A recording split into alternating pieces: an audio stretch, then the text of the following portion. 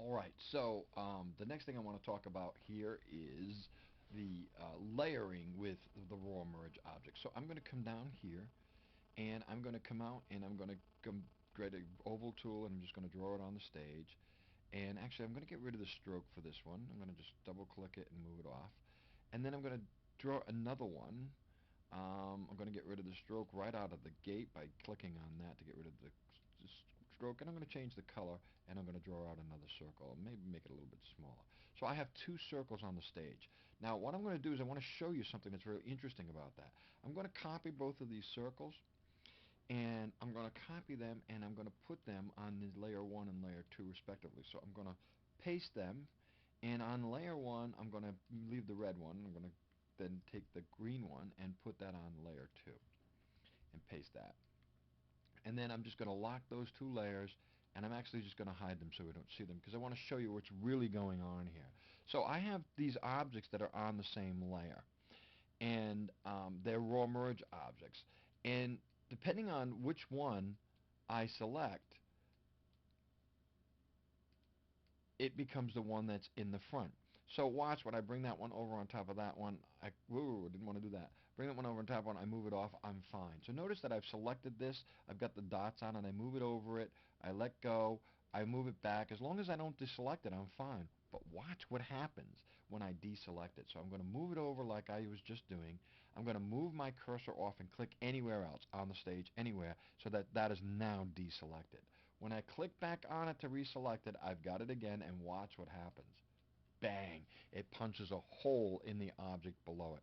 And that's one of the challenges to the raw merge drawing tool, but it's also one of the benefits, and that's what's really for me very exciting because I use that kind of technique all the time to create interesting shapes and to create things I need. So now I could come in here and I could say grab it right there, click that there, bring it out, and now I've punched a hole in the side of that as well. So you can see how I can create some interesting objects by doing that. And by me just doing that right now, I'm just kind of playing around here, not really paying attention to what I'm doing. Watch what I'm able to do just in this 30 seconds with you. I'm going to do this, and I've created this shape.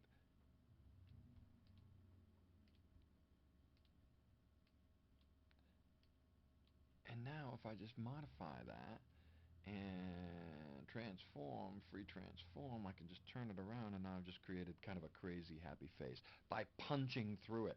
But the problem, as I said with this, is what happens is I'm actually punching holes in the shape. So now that shape is actually got holes in it.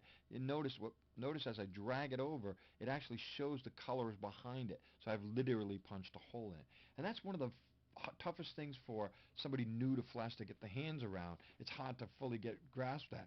And then watch here as I come in, I still have the same effects that we talked about before, where I can push and drag and create other designs and other shapes and other effects by pushing and pulling and creating whatever I want by doing that. And if I wanted to as well, is I could come in here with the pen tool and add a point, and then now when I've done that, now I can push and pull just between those 2 points that were right there. So I can select and push and pull. So it's an option, I guess is what I want.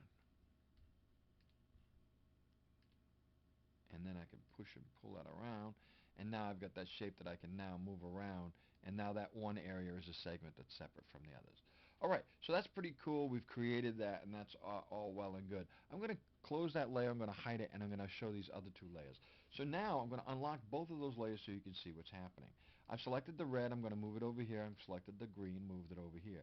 Because they're on different layers, when I move that over and I deselect it and reselect it, it does not punch, and this one will not punch through it. Also, if I want to reorder my layer, right now I have my green on top of my red. If I want to reorder my layer, all I have to do is take that layer, drag it up on top of it, and now the red is on top of the green. And no matter where I move it, that's what's going to happen. The red is going to be on top of the green until I reorder the layers again. So that the key here, what I was trying to illustrate is that if you use a raw merge object on the same layer, it gives you a different effect as to putting raw merge objects on separate layers. By putting them on separate layers, I can control them as completely separate entities without any worrying about interference with another one. By putting them on the same layer, which I'm going to do right now, then I have concerns about where and how they interact with each other. And as I push and pull and make changes, I can actually punch holes in them.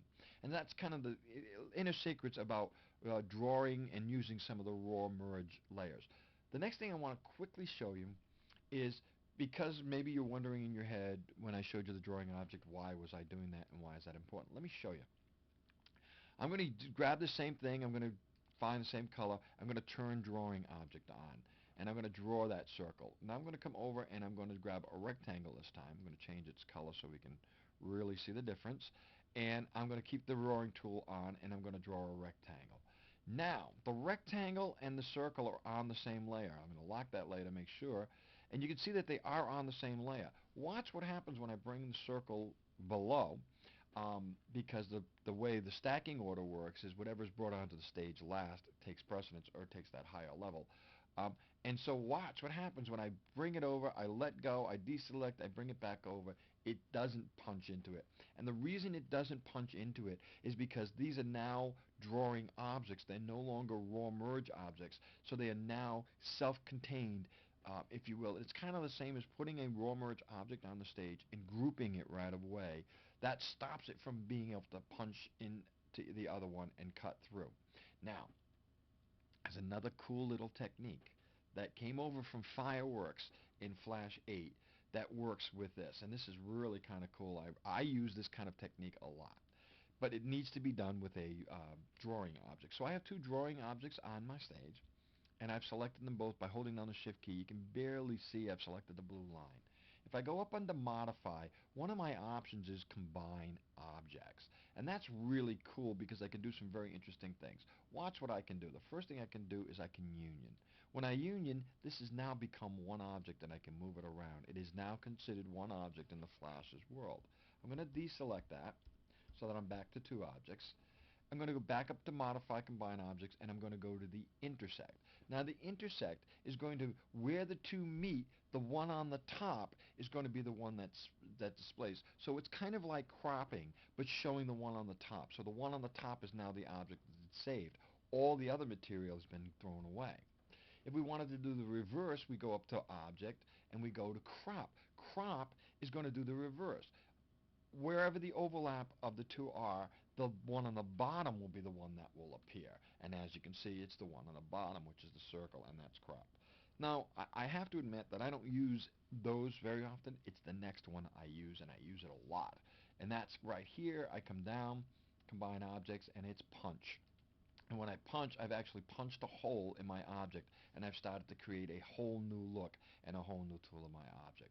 So, the important thing that I want to take away from here is that raw merge objects on the same layer will interact with each other. They will actually punch holes in each other or crop each other. If you put them on separate layers, they will not do that. They are now independent objects, and the overlap doesn't really impact them. That if you do a drawing object, the order in which something is placed on the stage determines what's going to be in front and what's going to be behind. However, we can change that. We can change that by going to Modify, Arrange, and I can bring that one to front, and now I've swapped the order. So you can always swap the order as well. The other thing to remember is that using the raw merge object, we can then take these two two objects, and combine them together or intersect them or do whatever we want by using the Combine Objects controls. And we can do either union, we can do punch, we can do intersect, and we can do crop.